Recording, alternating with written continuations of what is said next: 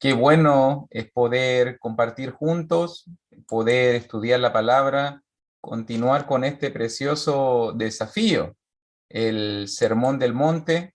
Y le invito si tiene su Biblia a mano, me puede acompañar allí en Mateo capítulo 6.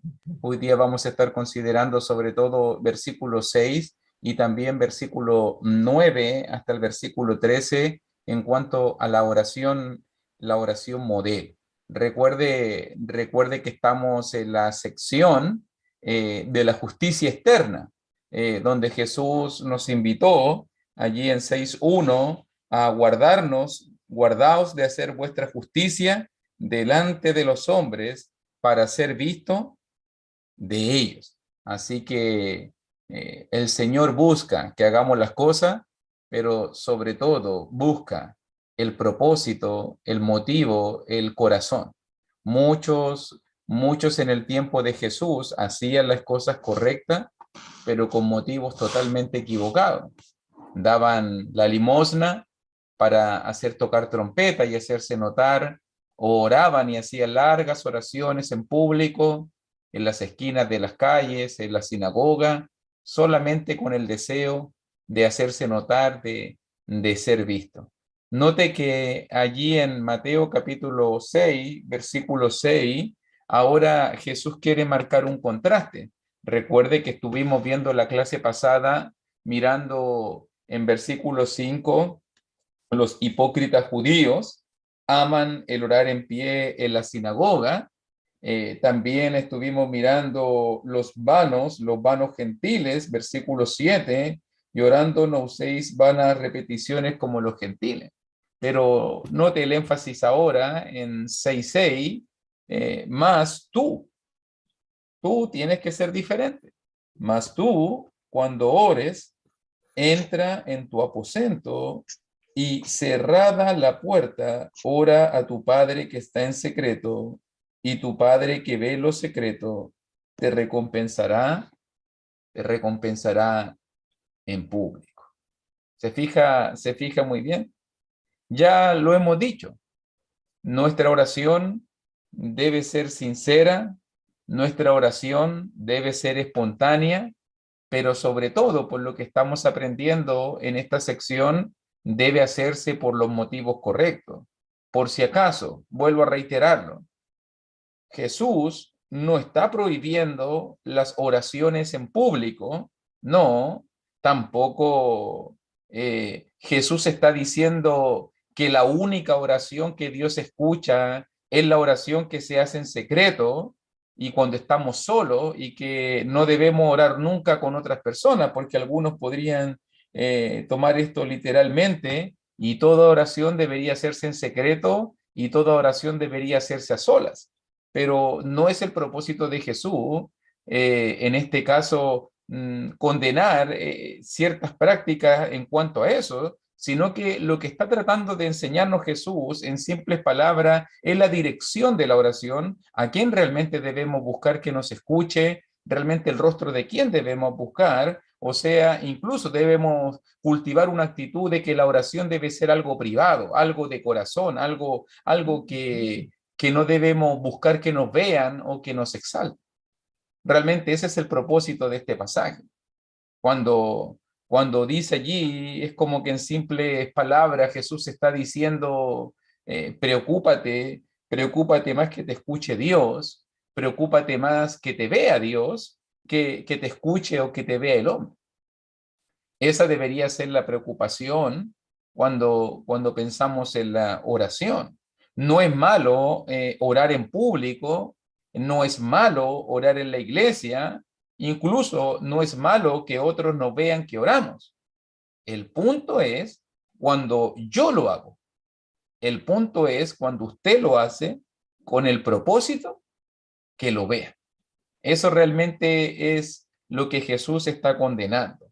Cuando en mi corazón me importa más la opinión de la gente que realmente lo que piensa Dios. Por lo mismo, la invitación del Señor aquí en 6:6, mejor ora en privado para evitar estas contaminaciones para evitar estos malos propósitos, estos propósitos equivocados, de preferencia, ora en secreto, ora en privado. Hay lugares donde debemos orar en público, como en la iglesia, como en las reuniones, como en las actividades. Son oraciones públicas que deben hacerse. Pero en la generalidad, si somos honestos, la mayoría, o por lo menos Jesús busca que la mayoría de nuestras oraciones sean privadas, ¿cierto? Y fíjese bien lo que estoy diciendo, este es un pequeño detallito solamente, porque si tengo una, ¿cómo yo me puedo dar cuenta de que tengo una mala vida de oración? Y yo me doy cuenta que tengo una mala vida de oración cuando mis únicas oraciones que hago son oraciones públicas con la iglesia. Y no tengo una intimidad con Dios en mi casa, y no oro en lo secreto, y no oro en lo privado. ¿Cuánta gente me dice a mí, no, yo soy malazo para orar? No, yo no soy bueno para orar. Entonces, ¿estás esperando solo llegar a la iglesia o estar delante de un hermano para orar? Yo creo que lo que Jesús me está invitando a pensar es en todo momento, en todo lugar, sobre todo en la intimidad, cultiva una buena relación con Dios. Nuestra oración debe ser privada. Por eso Jesús va a decir, ve a tu cuarto, cierra la puerta, como dice allí en versículo 6, cierra la puerta y ora a tu Padre que ve, que está en secreto primero. Ora a tu Padre que está en secreto, y tu Padre, ese Padre que está en secreto, que ve en secreto, entonces te recompensará en público. Nótelo muy bien. Y, y dando a entender, todo esto nos da a entender que lo más importante es que Dios debe ser el único que debe pesar, debe considerar mi oración. No como los hipócritas fariseos que oraban para ser vistos por los demás, no.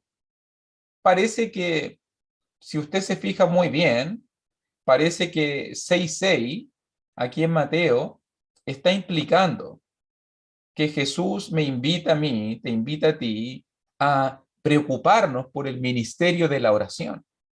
Mire cómo lo estoy diciendo.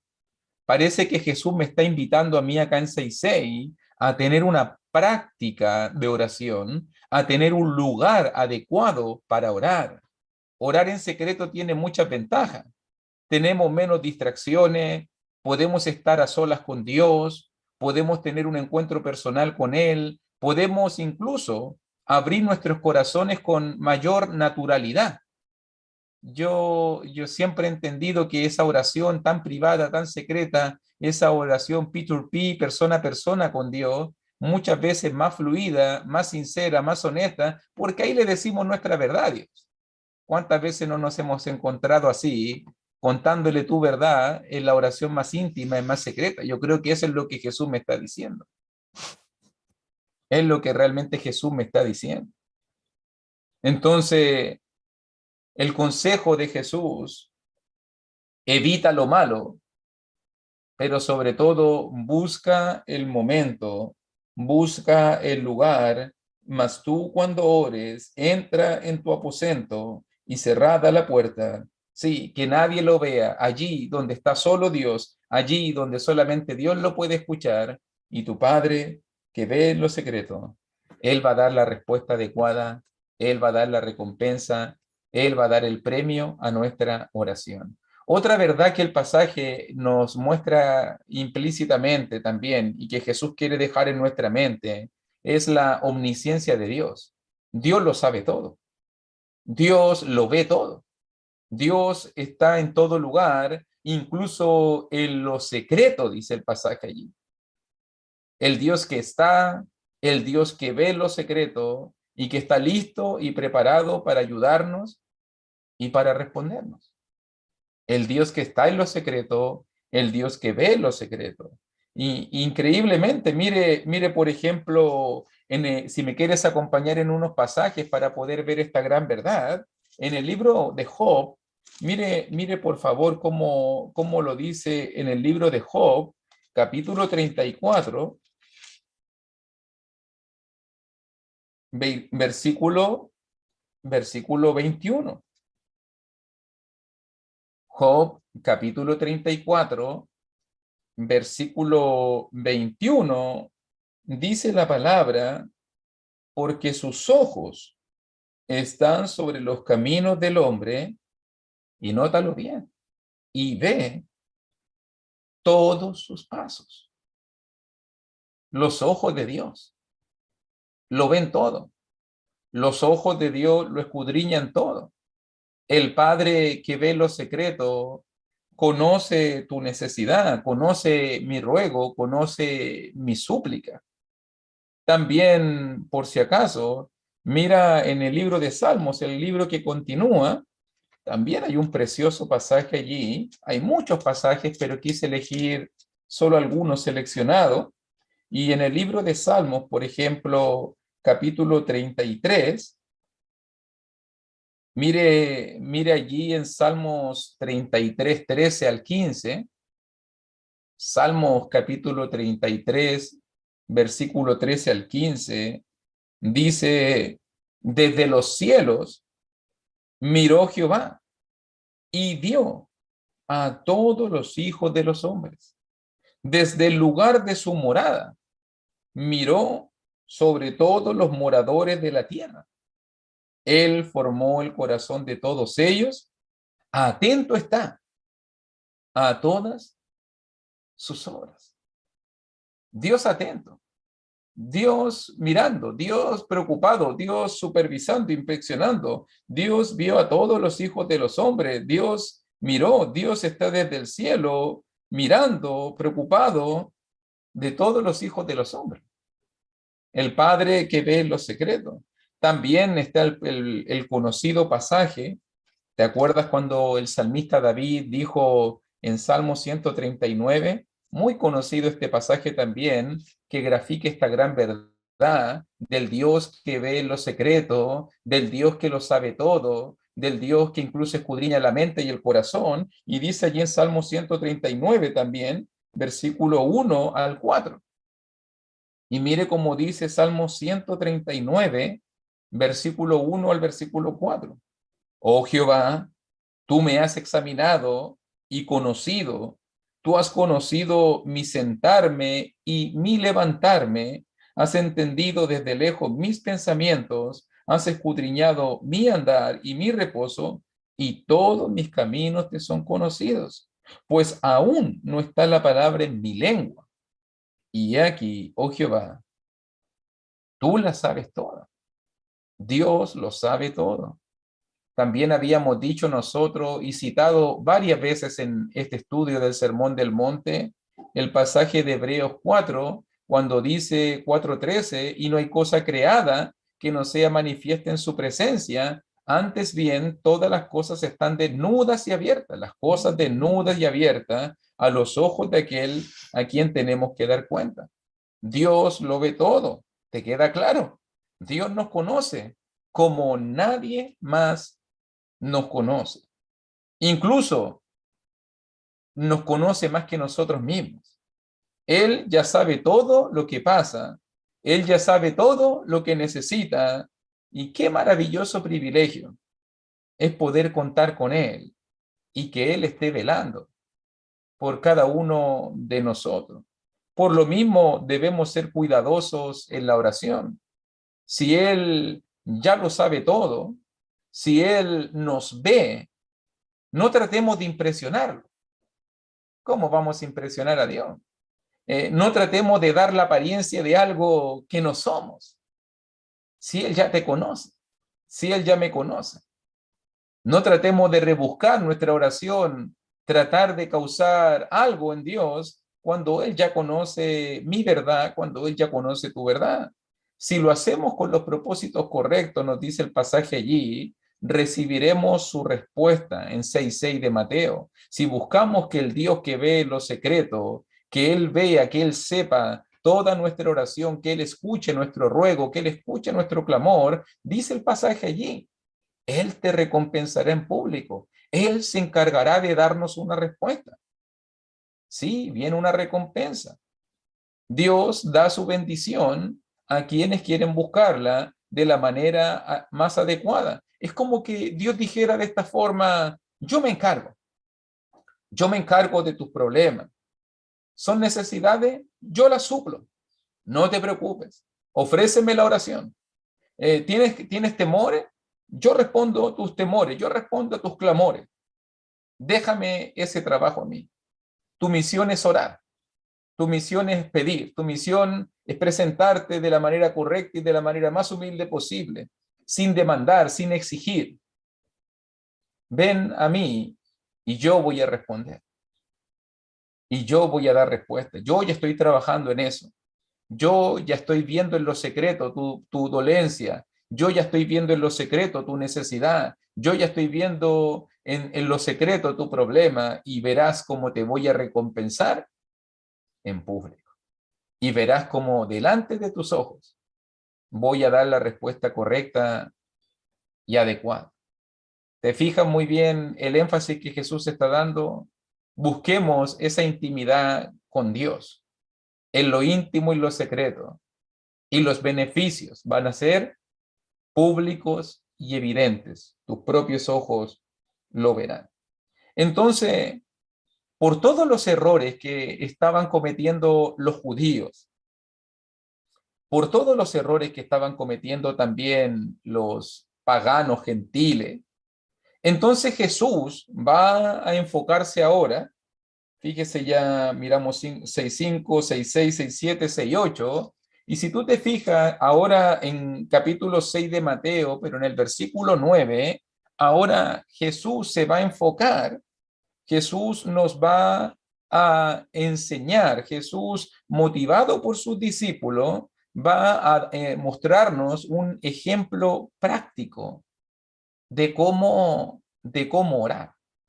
Él lo hace para corregir. Si usted se fija, 6.5 corrigiendo las malas prácticas de los judíos, 6.7 y 6.8 las malas prácticas de los gentiles, entonces 6.9 surge para corregir los conceptos deficientes, para que Jesús, en simples palabras, está diciendo, no saben cómo orar, yo les voy a enseñar entonces la manera correcta, para que no caigan en lo de los judíos, para que no caigan en los gentiles, yo les voy a enseñar la manera correcta de cómo ustedes tienen que orar.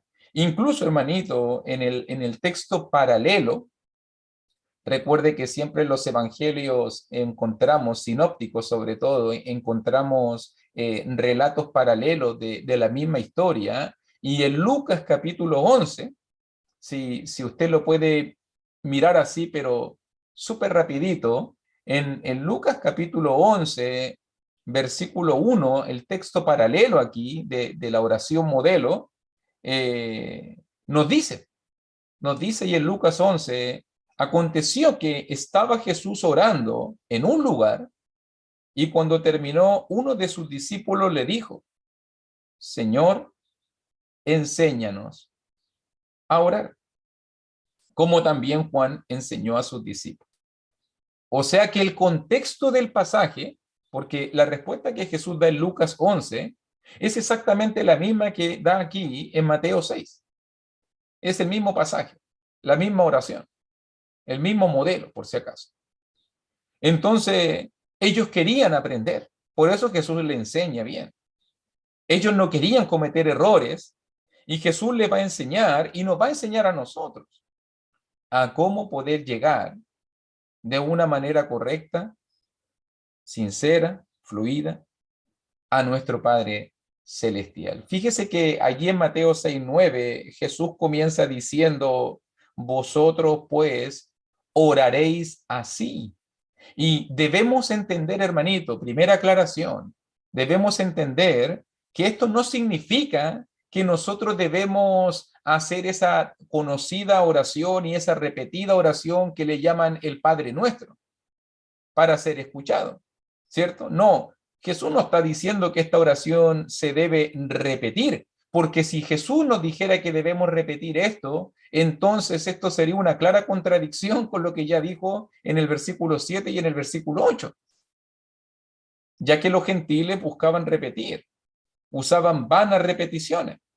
No, Jesús no quiere que nosotros repitamos esta oración sin sentido. Jesús no quiere que repitamos esta oración mecánicamente. Sería contradictorio de Jesús pedirnos no repitan oraciones, pero después yo sí le voy a decir cuál tienen que repetir. Sería raro, ¿cierto? Obviamente que no es la lógica del pasaje y es otro el sentido del pasaje. No es para que usted lo repita, es para que usted vea el modelo, para que usted vea la forma, el patrón, los pasos que se deben seguir para poder llegar de la mejor manera a nuestro Dios. Esta es la oración, de esta forma es la oración que Dios quiere. Y la gente va a seguir diciendo, Padre nuestro que estás en el cielo, santificado sea tu nombre, venga. No, Jesús no quiere vanas repeticiones. Jesús no quiere que se digan cosas sin sentido, sin entenderlas mecánicamente, repetitivamente. Pero sí Jesús quiere dejarnos un modelo, una forma, un patrón muy importante. Otra cosa que tenemos que destacar antes de explicar la oración modelo es que Jesús siempre fue un hombre de oración, un hombre dedicado a orar a su Padre. En el Evangelio de Lucas, sobre todo, se destaca mucho el ministerio de oración de Jesús. Por ejemplo, me recuerdo yo en Lucas 5:16, un pasaje muy cortito, en Lucas 5:16, si quiere anotarlo por allí, dice, mas él se apartaba a lugares desiertos y oraba. Tan cortito, tan simplecito. Jesús necesitaba la oración, Jesús se apartaba a lugares desiertos, Jesús oraba. Jesús oraba. Lucas 5:16. También en Lucas capítulo 6, versículo 12, cuando tuvo que elegir a sus discípulos, también, también en Lucas 6:12, también dice, en aquellos días, él fue al monte a orar. Jesús fue al monte a orar y pasó la noche orando a Dios. Si tú te fijas muy bien, si Jesús espera que oremos, si Jesús te pide que oremos, es porque primero Él lo hizo.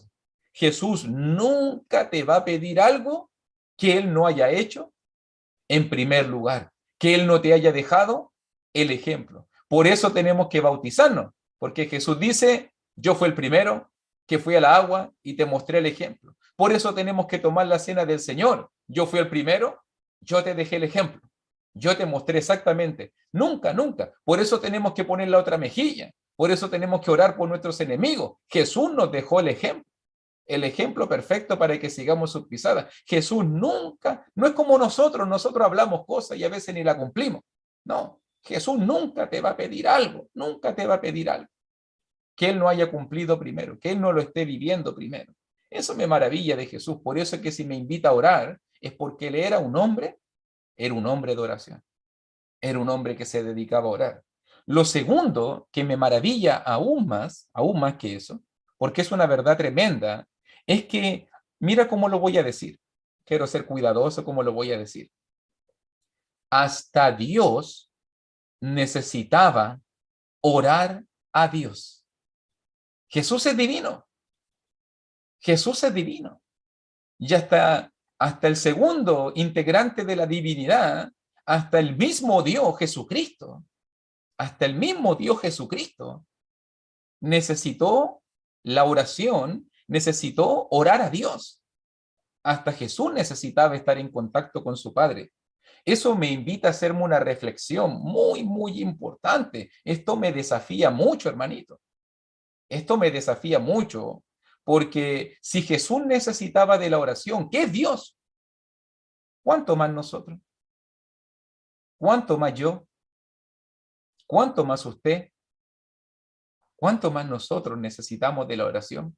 Vivir vida de oración. Si Jesús necesitaba pasar la noche orando a Dios, si Jesús se apartaba para ir a lugares desiertos a orar, si Jesús en cada paso que tomaba, cada decisión que tomaba, necesitaba el consejo, la ayuda y la sabiduría de su Padre Celestial, ¿cuánto más nosotros, que somos personas insignificantes, poco sabio, poco maduro, rebelde, soberbio?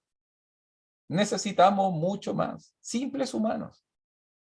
Si Dios necesitó a Dios, ¿cuánto más nosotros que somos simples humanos?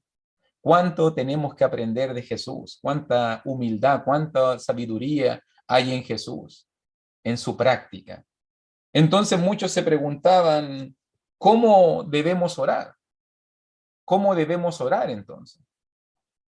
¿Cuál es el modelo? ¿Cuál es el patrón? ¿Cuál es la forma más correcta, más adecuada para poder llegar al Padre? Y Jesús va a decir, vosotros pues oraréis así. Esta es la mejor manera. Y note bien, porque quiero mostrarle por lo menos desde versículo 9 al versículo 13 varios puntitos importantes que son sumamente importantes. Si tienes por allí una libretita, un papelito por allí, para que puedas destacarlo, porque nota muy bien aquí varias cositas súper importantes. Primera cosa importante que tenemos que aprender de la oración, la dirección. Punto número uno, ¿cómo vamos a orar? Número uno, la dirección. ¿A quién le oramos? ¿Hacia dónde va dirigida nuestra oración? Lo primero es dirección. Lo primero, ¿hacia dónde va? No nos dirigimos hacia un extraño. No, no nos dirigimos hacia un desconocido. No, dice el pasaje allí, Padre nuestro. Padre nuestro que estás en los cielos. Nos dirigimos a nuestro Padre celestial. Y eso indica que debemos orar con confianza, es cierto, tiene que haber reverencia, sí, en nuestro Padre que está en el cielo, pero sobre todo debemos entender que no estamos orando con un ser impersonal, con alguien que no conocemos. Tampoco dice aquí que debemos orar a María o a algún santo o a alguna otra persona. No, dice aquí Padre nuestro. No madre, no santo, no persona, no ser, no Pachamama, no tierra, no espíritus, no. Padre nuestro. Esa es la dirección correcta en la oración. Padre nuestro. Es nuestro Padre. Eso describe afecto. Eso describe fraternidad. Somos familia. Esta es la conversación entre un hijo con su padre. Qué linda imagen es la que presenta esta oración modelo. Es alguien cercano, es alguien que nos ama, es alguien que está interesado en nosotros, es alguien que se preocupa de nosotros. Padre nuestro. Lo primero que aprendemos entonces en la oración modelo es la dirección hacia dónde debe apuntar nuestra oración y sobre todo qué debemos entender, con quién estamos hablando.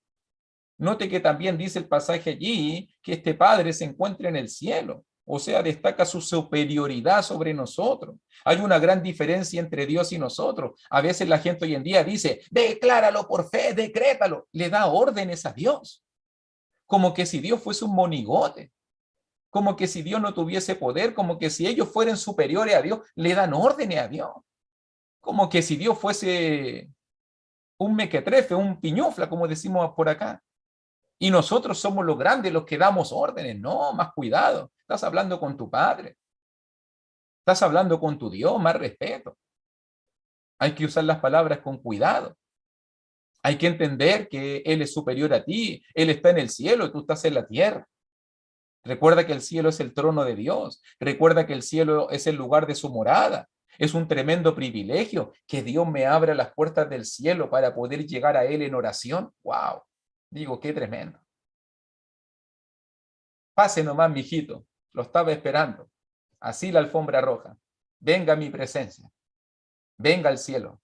Aquí lo estamos esperando para que presente su petición. ¡Wow! ¡Qué tremendo! Ahí entramos a la presencia de Dios. Por si acaso, todas estas son ideas que nos presenta el libro de Hebreos, que tenemos acceso al lugar santísimo. Por el camino nuevo y vivo que nos abrió a través del velo, a través de Jesucristo, tenemos entrada directa al Padre. Tenemos entrada directa al Padre.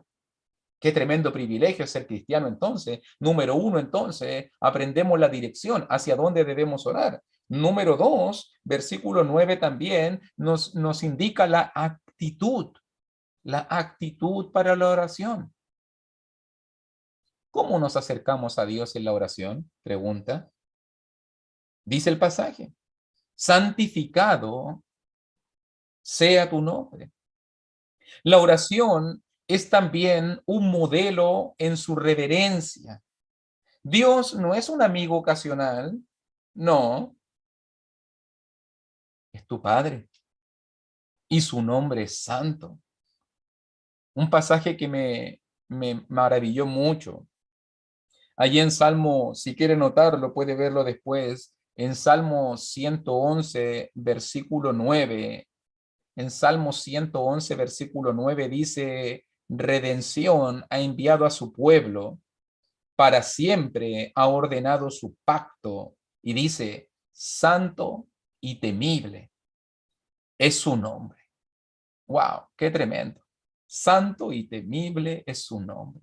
Cuando hablamos del nombre, para los judíos, hablar del nombre es describir todo lo que es su fuerza, son sus atributos, es todo lo que es Dios. En este caso, el nombre de Dios es santo y su nombre debe ser reconocido y su nombre debe ser santificado por todos, especialmente por su pueblo. Debemos entonces alabar, debemos entonces reconocer, debemos entonces adorar el nombre de nuestro Dios al orar. Todo esto, santificado sea tu nombre, indica una sola cosa. Primero entendemos a quién le oramos, en nuestro Padre, está en los cielos, pero lo segundo, santificado, santo es su nombre, lo segundo indica la actitud con que oramos. Yo tengo que orar con una actitud de santificar el nombre de Dios. Debo, o dicho más simplemente, debo orar con una actitud de reverencia. ¿Nos acercamos a Dios con confianza? Claro que sí, pero nos acercamos a Dios con respeto. Nos acercamos a Dios con temor, reconociendo que Él puede hacer así y desaparecemos de esta vida. Y puede mover solo un dedo y pueden cambiar nuestras circunstancias. Hay que entender claramente quiénes somos nosotros y quién es Él. Es nuestro Padre, qué tremendo privilegio, nos ama, envió a su Hijo Jesucristo, claro que sí, ha hecho tantas cosas maravillosas por nosotras, pero no se te olvide que es Dios. Y no se te olvide que es el ser más grande de este universo. Y que es santificado, y que es reverente, y que es santo y 3 veces santo su nombre. Y cuando oramos, debemos orar con reverencia, con respeto. Debemos hacerlo realmente, entendiendo delante de quién estamos, entendiendo delante de quién servimos. Eso va a ayudarnos mucho, porque a veces la gente, estamos en la oración, mandando mensajitos, mirándose al lado. Oye, yo digo, cuando miro de repente la historia de Israel, yo me acuerdo que decía que cuando la presencia de Dios descendió y cuando comenzó el trueno, en ese momento, hasta el que se movió, hasta me acuerdo yo, el buey, si se hubiese movido un buey, una vaca, se hubiese movido un carnero, dice, apedréenlo. Iban a apedrear hasta el animal que se moviera. ¿Por qué? Porque la presencia de Dios era reverenciada por todo Israel. Hoy día, da lo mismo. Si total los hermanos no nos ven, están con los ojos cerrados. Y ve que después llega el otro, hermano, me di cuenta que todos en la iglesia estaban con los ojos abiertos. Y yo le pregunto, ¿y cómo se dio cuenta usted? Ah, porque usted también estaba con los ojos abiertos, ¿cierto? Así somos. Y estamos mirando, a ver, ¿están con los ojos abiertos? ¿No están con los ojos abiertos? Qué tremendo. Entendamos el lugar donde estamos. Entendamos realmente a quién reverenciamos. Entendamos realmente santificado. Esa es la idea. Tener como santo, tener como apartado, tener como reverenciado el nombre de Dios. Tercera cosa, entonces, primero, vemos la dirección, nos dirigimos hacia Dios. Segundo, nuestra actitud, santificamos el nombre de Dios. Tercero, el énfasis. ¿Dónde debe estar el énfasis en nuestra oración? Mire, por favor, que dice allí versículo 10, venga tu reino. Hágase tu voluntad como en el cielo, así también en la tierra. Fíjese muy bien que las palabras venga tu reino, en ese momento, solo para usted sabe, si usted ha estudiado el libro de Mateo, usted se va a dar cuenta que Juan el Bautista, en Mateo 3, 1 y 2, anunciaron y predicaron el reino de los cielos acercado. Jesús también predicó en Galilea, en Mateo 4:17, el reino de los cielos acercado. Los apóstoles van a predicar en Mateo capítulo 10, el reino de los cielos acercado. Entonces la expectativa de todos es que el reino venía. Recuerde que estaba Daniel 2:44 y que se estaba anunciando y preparando y organizando y se había profetizado de la llegada de un reino, el reino de Dios, el reino de los cielos. Y Jesús dice en la oración, venga tu reino, o sea, con la expectativa de que va a venir pronto. Oremos y pidamos para que ese reino que tanto hemos anhelado, venga. Pero obviamente uno diría, ¿y qué aplicación tiene para el cristiano hoy en día? Porque el reino ya vino, la iglesia ya llegó, el reino de Dios está presente en este mundo. Y venga tu reino también puede significar, también es la petición y la expectativa de que más y más personas puedan conocer a Dios y puedan declarar a Dios como el rey de sus vidas. Venga tu reino también es que el reino siga creciendo. Venga tu reino es que el reino siga expandiéndose. Dios es nuestro rey, eso es lo que muestra aquí el pasaje. Y debemos orar para que todos los hombres hagan la voluntad, así como en el cielo. En el cielo se hace la voluntad de Dios, ¿cierto? Claro que sí. Y los que no están haciendo la voluntad de Dios fueron echados. Todos los que no quisieron hacer la voluntad de Dios fueron echados. Así que en el cielo se hace la voluntad de Dios, pero en la tierra, ahí está el punto. Aquí en la tierra. Es por eso que Jesús ora por la venida del reino, que era una clara alusión de la iglesia, pero Jesús también pide con esta frase que el reino siga creciendo, que se haga la voluntad de Dios aquí en la tierra también. Sí, aquí también en la tierra debe hacerse la voluntad de Dios, para que en todo lugar, así como en el cielo, así como en la tierra, se pueda hacer la voluntad de Dios. Jesús espera entonces en este pasaje que su iglesia, Jesús espera entonces en este pasaje que en la iglesia podamos hacer la voluntad de Dios, ya que la iglesia es el reino de Dios aquí en la tierra. Jesús busca también que hagamos su voluntad. Y sobre todo en esta parte de la oración, como estamos hablando del énfasis, note la dirección hacia Dios, la actitud, reverencia, santificado sea tu nombre, el énfasis, el objetivo, que el reino de Dios siga creciendo. En este caso, Jesús me está enseñando que usted y yo debemos estar preocupados porque el reino, porque la iglesia siga creciendo, siga avanzando, siga viniendo y conquistando los corazones de los hombres.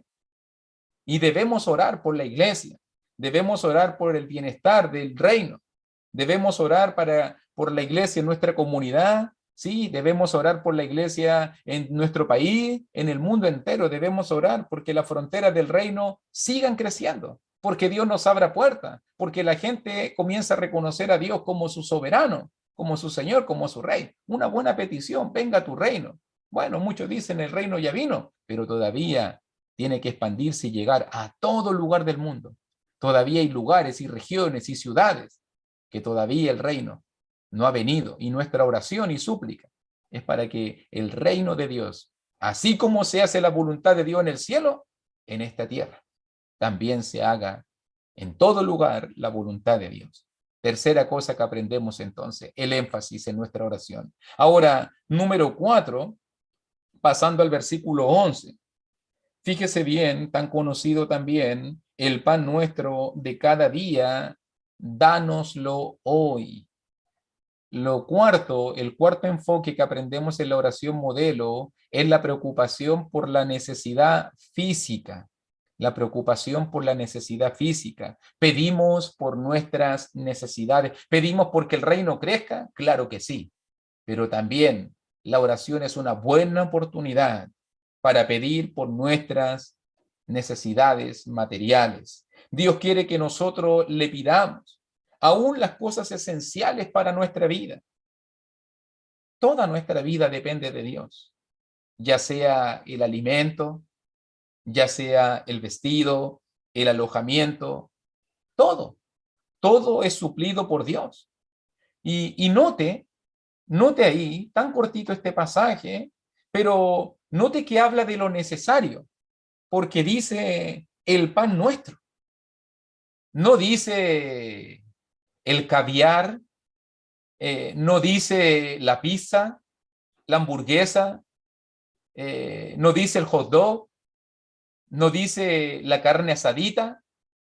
No, entendemos que el pan habla de lo más básico y necesario para la vida humana. No está hablando aquí de lujos. No, no está hablando aquí de cosas no esenciales. Está hablando de la necesidad básica de la vida y el cristiano hace muy bien en confiar en Dios su petición de las necesidades básicas de la vida. También dice, por si acaso habla de lo diario, dice cada día, el pan nuestro de cada día.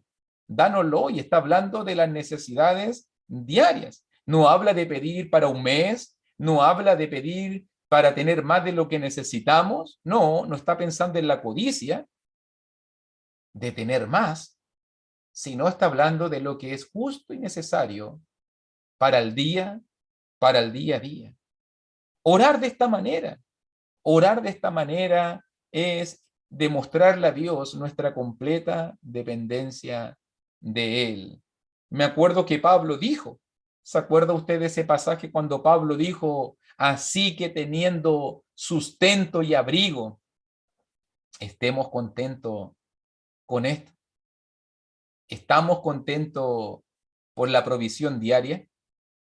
En 1 Timoteo 6:8 dice eso Pablo. Estemos contentos con el sustento y el abrigo. Sí, estoy contento con la comida, pero si no es de la marca tanto, no, es media mala. Como que no me gusta mucho. ¿Y estás contento por el abrigo? Si no es de buena marca, no sé si me gusta tanto. Muchas veces no hay contentamiento en nuestra vida. Y creo que orar por nuestras necesidades básicas y nuestras necesidades diarias nos invita a pensar en la gratitud y sobre todo a confiar que Dios nos va a dar lo que lo que realmente necesitamos.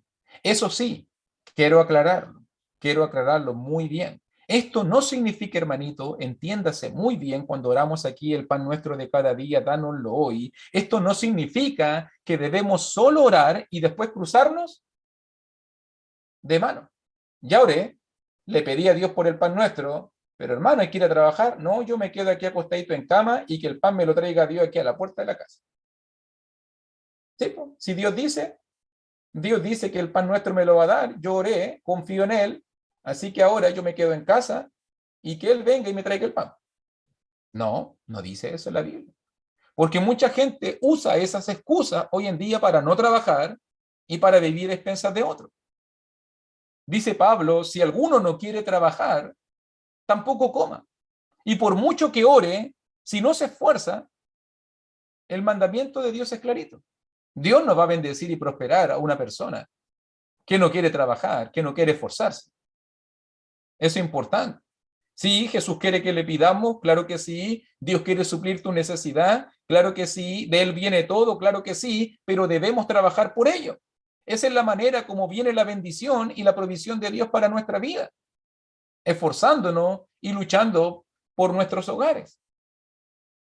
Por eso me encanta lo que un día dijo el proverbista, y mire qué lindo pasaje, me gustaría que lo leamos porque es muy bonito. Allí en Proverbios capítulo 30, por favor, mi hermanito, mi hermanita. Proverbios 30, versículo 7 al versículo 9. Mire cómo lo dice el proverbista. Y el proverbista dice, Proverbios 30, 7 al 9, dos cosas te he demandado, no me las niegues antes que muera. Vanidad y palabra mentirosa, aparta de mí. Pero no te des la primera, pero la segunda. No me des pobreza ni riqueza. Manténme del pan necesario. No sea que me sacie, tenga mucho y te niegue y diga, ¿quién es Dios? ¿Quién es Jehová? o siendo pobre, tenga poco, hurte y blasfeme el nombre de mi Dios. Qué frase más linda. Manténme del pan necesario. Dios, tú sabes lo que necesito y tú suples de acuerdo a lo que tú conoces y sabes de mí. No quiero pedirte lo que yo quiero pedirte lo que yo necesito. Esa es la idea del pasaje. También, mire, ya que hemos visto la dirección hacia Dios, la actitud, la reverencia, el énfasis, el reino, pedimos nuestras necesidades. Proverbios capítulo 30, por si acaso, versículo 7 al versículo 9. Alguien me pedía la cita bíblica. Mire ahora también. Quinto punto. También dice allí en Mateo capítulo 6, versículo 12 ahora, no solo pedimos por las necesidades materiales, no solamente pedimos por las necesidades físicas, también dice el verso 12, y perdónanos nuestras deudas como también nosotros perdonamos a nuestros deudores, nuestra deuda espiritual. Nuestra deuda espiritual, pedimos ahora también para nuestras necesidades espirituales. De pie ante un Dios santo y 3 veces santo, admitimos, reconocemos que somos pecadores y tenemos que pedirle constantemente a Dios que nos perdone. Eso golpea en el corazón nuestro orgullo. Nos enseña nuestra humildad, nos enseña la humildad. ¿Cuánta gente hoy en día piensa que no peca, piensa que no hace mal, piensa que no le falla a Dios? No, si yo estoy bien. No, si yo no necesito pedirle a Dios. No, yo soy fuerte, soy maduro. No, yo. ¿Cuánta gente? Incluso me acuerdo de Primera de Juan, que si decimos que no tenemos pecado, le hacemos a él mentiroso. Y la verdad no está en nosotros. Debemos orar para pedir perdón. Fallamos constantemente. Todos fallamos, dice Romanos 3:23, por cuanto todos pecaron y están destituidos de la gloria de Dios. Todos pecamos. Romanos 3:23. Y necesitamos el perdón de Dios. Siempre me encanta ese pasaje. Lo voy a citar solamente, si usted quiere puede leerlo después. En Proverbios 28:13, dice, el que encubre sus pecados no prosperará, mas el que los confiesa y se aparta alcanzará misericordia. Confesión, orar, pedir perdón, buscar la reconciliación. Perdona nuestras deudas, Señor. Fallamos muchas veces, Señor, pecamos muchas veces, pero nota que hay una condición. Como también nosotros perdonamos a nuestros deudores. Prometo en otra oportunidad, la próxima clase voy a ampliar este punto mucho más, porque creo que hay que dar una clase completa de lo que significa el perdón, por lo menos en el Sermón del Monte. Pero nota muy bien la solicitud de Jesús, incomoda un poco, ¿cierto? Porque ataca nuevamente nuestro orgullo. Es contundente esta frase, como también nosotros perdonamos a nuestros deudores. Es fácil pedirle perdón a Dios, pero cuán difícil es perdonar a otro. Cuán difícil es perdonar a otro. Y esa es la condición que Jesús pone para que usted reciba el perdón de Dios. Antes de andar solucionando problemas conmigo, dice Dios, mejor vaya y solucione primero los problemas con su hermano. Antes de venir a orar aquí a llorar de rodillas, primero vaya y humíllese y pida perdón y reconcíliese con aquel que tiene que reconciliarse. Voy a ampliar más esta idea, obviamente, porque el versículo 14, versículo 15 nos va a hablar de esa gran verdad mucho más profundamente. Pero ya Jesús nos muestra en la misma oración que debe haber una preocupación de nosotros por estar bien con Él, estar bien con el prójimo y pedir perdón a Dios y estar reconciliado y en paz con todos los hombres. Y también dice en el versículo 13, ya casi terminando, y no nos metas en tentación, mas líbranos del mal. Note muy bien que la frase "y no nos metas en tentación, mas líbranos del mal" también. Note que pedimos por la necesidad física, pedimos por la necesidad espiritual, perdón de pecado, pero también pedimos ayuda, ayuda espiritual. Debemos entender muy bien esta frase, "mas líbranos del mal". Usted sabe que Dios no puede ser tentado por el mal, dice Santiago 1:13. Santiago 1:13 dice que Dios no puede ser tentado por el mal, ni él tienta a nadie. Así que Dios no es la fuente de la tentación. Nosotros, dice, versículo 14 de Santiago 1, nosotros por nuestras propias concupiscencias, por nuestras pasiones, por nuestros malos deseos, nosotros somos los que en este caso constantemente caemos, cedemos y somos tentados. Dios solo permite, Dios solo observa, Dios solo permite la tentación. Como Pablo lo decía a los corintios, me recuerdo yo, no os ha sobrevenido ninguna tentación que no sea humana, pero fiel es Dios que no os dejará ser tentado más de lo que podéis resistir, sino que dará también juntamente con la tentación la salida para que podáis soportar. Esto dice allí en 1 capítulo 10, versículo 13. Dios no dejará que seamos ser tentado más de lo que podamos resistir. Él nos dará siempre una salida, una puerta abierta. Mas líbranos del mal. Ayúdanos, Señor, a no ser tentados. Él no actúa directamente en el caso de la tentación, permite que ocurra, pero sí debemos orar para que Dios nos ayude a no ceder, a no caer, a no dejar que Satanás gane ventaja en nuestra vida. Eso significa la frase allí en verso 13, "y no nos metas en tentación". No permitas que el enemigo gane ventaja sobre nuestra vida, que no caigamos en las manos del maligno. Debemos orar entonces por fortaleza espiritual, para que Satanás, el diablo, no gane ventaja sobre nosotros, para que podamos resistir y soportar los embates y las acechanzas de Satanás, pedir ayuda para que no caigamos en la tentación y para que el tentador no nos gane, no nos gane la batalla. Y lo último que aprendemos, aparte de la ayuda espiritual, pedir perdón por nuestra falta, pedir por el pan necesario, el énfasis en el reino, la reverencia a Dios y la dirección, es el reconocimiento. Nota cómo termina el versículo 13 diciéndonos, porque tuyo es el reino y el poder y la gloria por todos los siglos. Amén. ¿Te das cuenta? Es cierto que hay algunos por ahí que dicen que esta frase no aparece en los manuscritos originales, pero porque se basan en Lucas 11, donde no aparece. Pero entendemos que toda esta idea es totalmente bíblica, adecuada y correcta. Y Jesús quiere volver donde todo esto comenzó. ¿Dónde todo esto comenzó? En Dios, Padre nuestro. Y al Padre nuestro ahora vamos a reconocerle que tuyo es el reino. Padre nuestro, tuyo es el poder, tuya es la gloria. Sí, el reino te pertenece. Eres rey, eres rey. Toda gloria te pertenece. Tienes todo el poder. Cualquier poder que los hombres tengan es insignificante.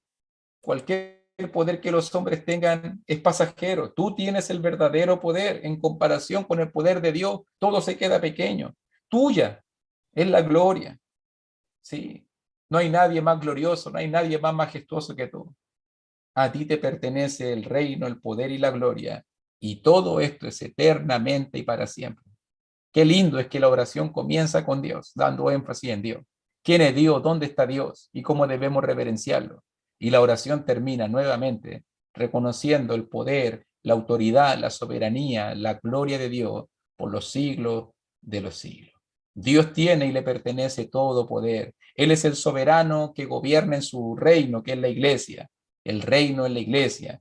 Y el poder, la gloria, le pertenecen a Él por toda la eternidad. Y es importante, hermanito, es muy importante que cuando oremos recordemos todas estas cualidades de Dios, porque así aumenta nuestra fe, así aumenta nuestra confianza, reconocemos y sabemos quién es Dios. Y de esa manera oramos más confiadamente. Y todo lo dejamos en su voluntad. Que así sea. Amén. Así que vamos a dejar la lección hasta aquí. Vamos a mirar la próxima semana ya, versículo 14, versículo 15, lección muy importante, la condicional de Jesús, el perdón.